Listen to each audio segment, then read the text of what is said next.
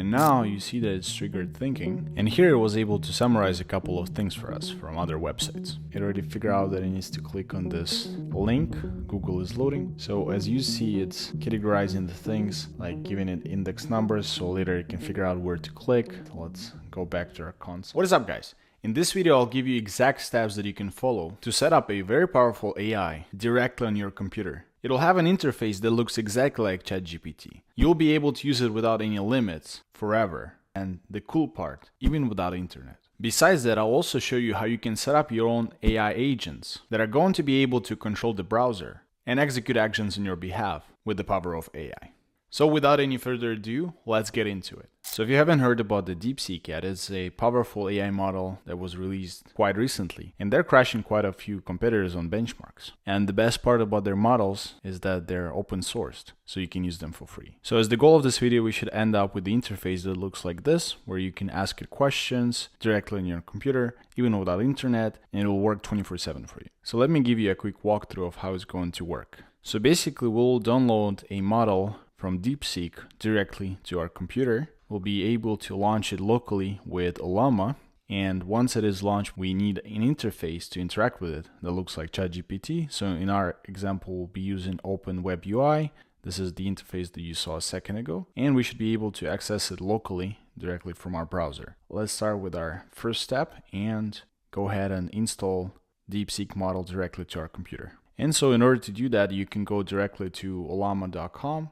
And here you can go to their models and you should see this DeepSeek R1 model. And if you click on it, you will see that they have a couple of options available. Same model, but just different amount of data that it was trained with. So the more data, the better responses are going to be. But also, big amount of data requires your computer to be quite powerful. So keep that in mind. So the most powerful model, the 671 billion params, is not gonna run most likely on your computer. But to give you some reference, I've installed 14 billion on my MacBook M4 Pro, and it's working quite alright. So I would imagine if you have an older computer, you can give a try to very light model, which is 1.5 billion. But for most of the users, the suggested model would be 7 or 8 billion. That should run on most decent laptops. So for the sake of this experiment, I already have 14 billion. I will install the 8 billion. You can see the size of the models. So the 8 billion is about 5 gigabytes. So it's quite optimized. So once we select the model here in the dropdown, so what you'll need is to use a terminal and insert this command there. I use terminal on Mac, but you can simply type terminal in the search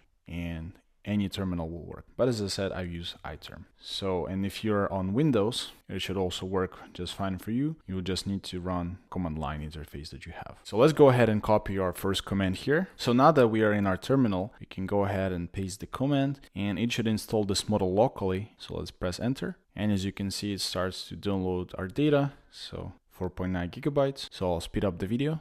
Alright, it looks like it's fully downloaded, so it was an easy step. You should be able to interact with the model already here from the terminal, but there might be one step that I forgot to mention, and that is, of course, installing Llama in the first step. So you need to have it download on your computer, or otherwise this command will not work in your terminal. So now that we have that installed, we can try to ask it a simple question. So for example, what is the capital of the UK?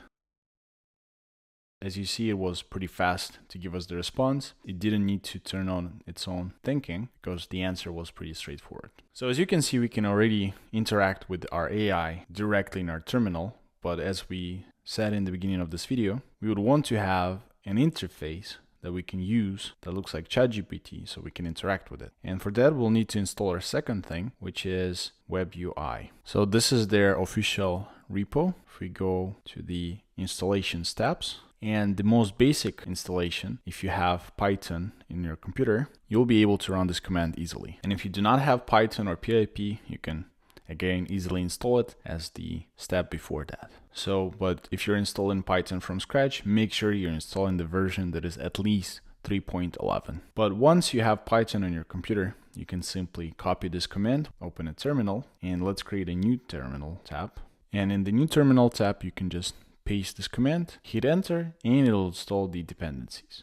And once it is installed, all you gotta do is just copy the second command, it'll launch the local host. So it'll start a server directly on your computer. You can basically interact with it at any time. So let's copy this command and paste it to our terminal. Let's hit enter. And once you see this message, it should be already available to your browser. So you have to open this link. The first time it'll ask you to create an account. And once you create the admin account, you should be able to see this interface. It's very important that you actually run both Ollama and this command at the same time. That way, when you here will see a list of models, it'll automatically pull the models that you have locally in your computer. So for example, as I mentioned, I had the 14 billion and just now we've installed the 8 billion. So let's click on that and we can ask it the same question, but this time here. So what is the capital of UK? Let's hit send message. And as you see, it was very fast to respond. So let's try to give it a bit more complex request. If I wanted to run Ollama locally, what do I need? Let's hit enter. And now you see that it's triggered thinking. So you can actually kind of follow its steps of thinking. So we'll see what it responds us with. So it's done thinking and it actually gives us the steps that we need. So that's pretty cool. You can have a workspace tab with knowledge. So you can add knowledge here, pre-save prompts, import or export them. You can also add tools and of course have the full control over the settings like the chat controls, the actual settings for theme and much more. So here in the settings, there's also a couple of interesting things. For example, in the connections tab, you can also attach OpenAI API. So you can still use this in one central spot between R1 and OpenAI. You can also change the way that AI behaves. In this example, you can see it here. You can also integrate it with web search. Keep in mind that all of the data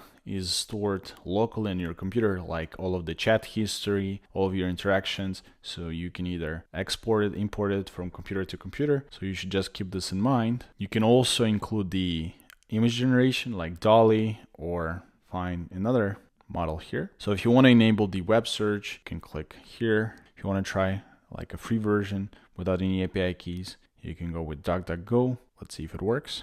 What are the latest news with DeepSeek? In here, we can click web search and let's see if DuckDuck finds anything for us. So now you can see that it's trying to make an API request to DuckDuckGo to find all of the related information. And here it was able to summarize a couple of things for us from other websites. And just like that, we were able to set up our own AI website locally that we can access at any time, switch between models, keep all of the data safe locally, and use it for free, of course. And with that setup, we can leverage all of the upcoming models. So for example, in the future, there'll be more and more companies that will release their models open source, and we can install them and just switch in the drop down between them. So with that said, let's go to our second AI example, which is using AI to control your browser.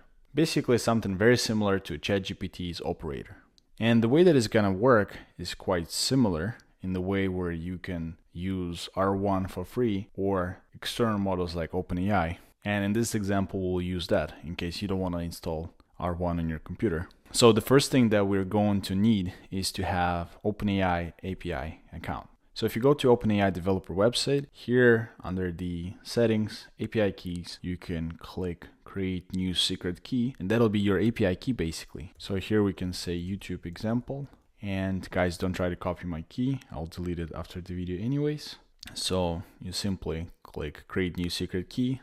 It'll create the key. You just copy it and you can use it later in our future steps. So once you have API key, we can go ahead and install the browser use open source platform. So basically it's a Python code that is able to create a browser tab, analyze what's on the website, pass this data to AI, and AI can later decide which block to interact with. So when you give it a prompt, you can specify for it which data to fill, where to start, and so on, and it'll create the subtasks automatically. You can stop it or pause it at any time. So besides the actual browser use, they actually have another GitHub repo that is also open source, which is called Web UI. And basically this is what we're going to use for our UI. And similarly, we'll be able to run it and it'll create a link just with a little bit different port. Okay, and so if we go to the browser use/web UI, we should be able to see the installation steps, but at this time we'll also need to install this repo locally. And for this, you can either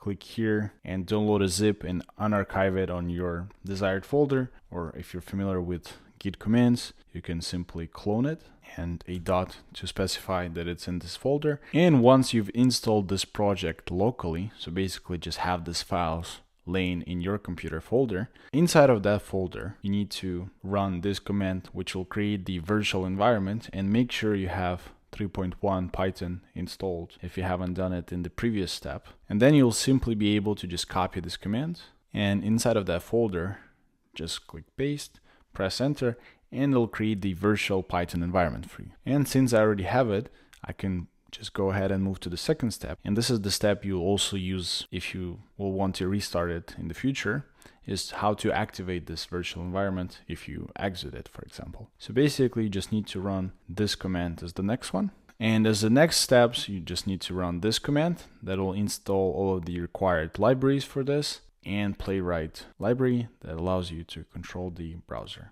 But you only need to do this once, and then in the future, once you close the terminal window, for example, you want to restart this program, you only need this command to run from that folder. Now that we have it installed and we are inside of the virtual environment, we can simply go to the local setup section here. So simply copy this command, go back to the terminal where you have the virtual environment running, press insert, and let's hit enter. And you should see a message that looks like this that says that we already have it up and running. So we'll just copy the link and insert it into our browser. You should be able to see the interface that looks like this, where we can set up an agent type, let's say custom, the maximum amount of steps that agents will take, not to burn all your API credits. Here you can specify which AI to use, DeepSeek, OpenAI, and as I mentioned, in this example we use OpenAI. You can specify which model. The temperature is how random the actions of this model will be. Let's say if you run the same prompt multiple times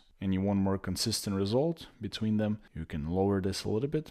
You can see that we can specify the API key either from .env file, or we can insert it here. Before, we've created our key, so we can go ahead and copy it and insert it here. Here's where all of the magic happens. Here we can specify what our AI agent should basically do. And here they have a basic template example, which is go to Google, type OpenAI and click search, but we can change it, of course. Go to google.com, search for the best food to cook at home, click on the first website and find the best food. So let's see how it's going to be able to do that. Let's click run agent. And as you see, it starts browser window for us. And inside of the browser window, it went to the Google, it figured out which buttons to click. So I think now it'll need to figure out how to close this model that is on the way. And while it's executing that, we can actually go back to the terminal where we started it, and we can see all of the steps and thinking, how it's working on the background, how is it executing all of this. And let's go back to the browser view. So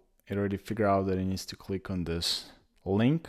So as you see, it's categorizing the things, like giving it index numbers, so later it can figure out where to click. So let's go back to our console. It extracted a lot of text from this page. So it found beef and mushrooms with smashed potatoes as recommended dish to cook. So it marked it as complete. The browser closed for us. Here in the results, we should see the final result. Beef and mushrooms with smashed potatoes. We can also view the recording of this. So it went to Google, closed the model, it searched in the bar, it found a website, it clicked on the website, it analyzed the page, found the article, and it stored the data that we asked it for us in the results. So with these tools, you can really start building your AI powerhouse and really leverage both paid and free AI models directly from your computer. And what probably thought as a myth a couple of years ago, it's already happening and we can literally run it directly here. And I think this is just the beginning where we can chat with AI, we can make it think, we can make it click on things for us, we can make it book stuff for us, we can make it find information for us, and so on. Of course, if we wanted to set it up for free, we just need to use our local API where we start the R1 model locally, and it will execute all the steps for us for free without even needing to have the OpenAI API keys. So that's pretty cool. So let me know, which one did you like more? The chat interface directly on your computer, or the idea of AI agents, or maybe a mixture of both? Let me know in the comments. So I want to say thank you for watching this video, and if you liked it, give it a like, and don't forget to subscribe to the channel, because here I show cool stuff that you can do with AI beyond what you would think is possible or ordinary. So hopefully I'll see you in the next one. Peace.